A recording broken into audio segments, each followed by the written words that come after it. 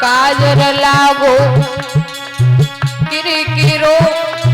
सुरमा सोन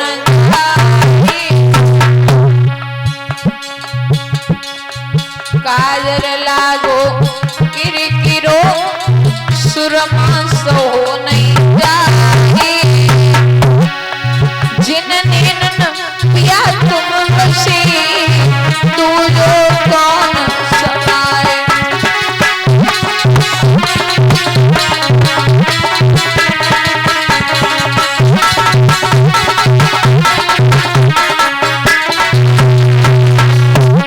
एक बात ध्यान रखना भैया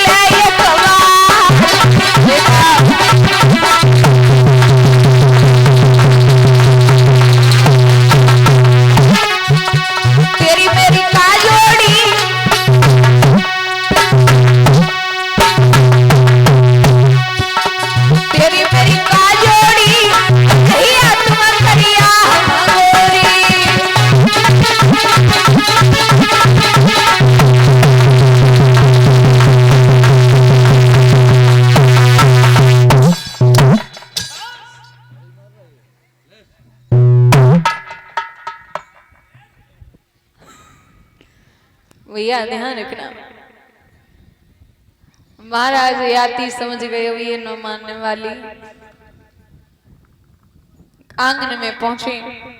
देवयानी ने पूरी बात बताई अपने पिताजी को तो भैया गुरुजी नगर छोड़ के राजा का चलने लगे राजा ने पैर पकड़े बोले नाथ मेरे राज को छोड़ के न जाओ आप जो कहोगे मैं वही करूंगा देवयानी कहती है सुनो महाराज मैं और मेरे पिता तुम्हारे नगर में एक शर्त पर रह सकते हैं क्या मेरी शादी महाराज याती के साथ होगी और तुम्हारी बिटिया शर्मिष्ठा मेरे घर बांधी बन के जाएगी मंजूर है तो बताओ नहीं तो हम राजा ने कहा जैसा आप कहें भैया महाराज याती की शादी देवयानी के साथ हुई और शर्मिष्ठा बांधी बन के चली और जब राजा चले शादी करके तो महाराज ब्राह्मण देव ने कलाई पकड़ी और राजा को समझाया देखो एक बात ध्यान रखना कौन सी मेरी बिटिया देवयानी के साथ शर्मिष्ठा जा रही है और सपने में भी यदि तुम्हारी दृष्टि गलत हो गई तो तुम्हारी जिंदगी बर्बाद कर देंगे भैया चल दिए हैं दोनों को लेकर के अपने नगर में आए धीरे धीरे समय बीतने लगा एक दिन शर्मिष्ठा ने राजा याती की कलाई पकड़ी बोले रुक जाओ कहां जा रहे हो एक सवाल पूछती हूं आपसे क्या आप हमें ये बताइए दुल्हन की शादी जब दूल्हे के साथ होती है तो दुल्हन के साथ जो सामान आता है उस पर किसका अधिकार होता है राजा कहने लगा दूल्हे का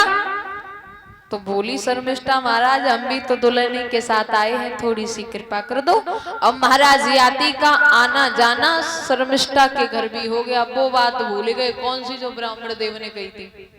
अब भैया धीरे धीरे समय बीता हुआ क्या शर्मिष्ठा के गर्भ से 3 पुत्रों ने जन्म लिया और देवयानी के गर्भ से 2 पुत्रों ने एक दिन महाराज याती देवयानी के आंगन में बैठे और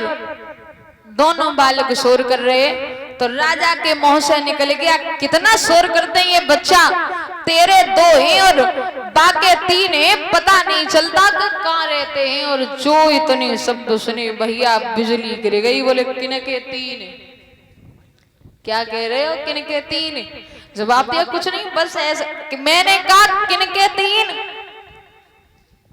भैया राजा से जब कसम खिलवाई है देवयानी ने, और जब सच्चाई पता चली कि शर्मिष्ठा के भी 3 पुत्र हैं, अब तो देव